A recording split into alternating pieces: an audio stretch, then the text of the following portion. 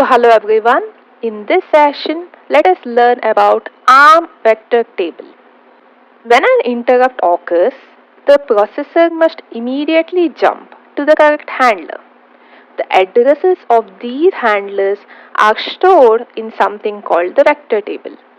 The vector table is a small table stored in memory that contains entry points for different exceptions. Exception is any event that disrupts the normal flow of program execution, such as interrupts or errors.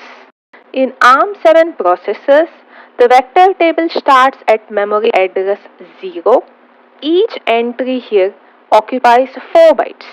That is, the address 0 in the vector table is associated with reset, 4 is associated with undefined instruction, 8 is associated with software interrupt, C with prefetch abort, 10 with data abort, 18 with IRQ, and 1C with FIQ.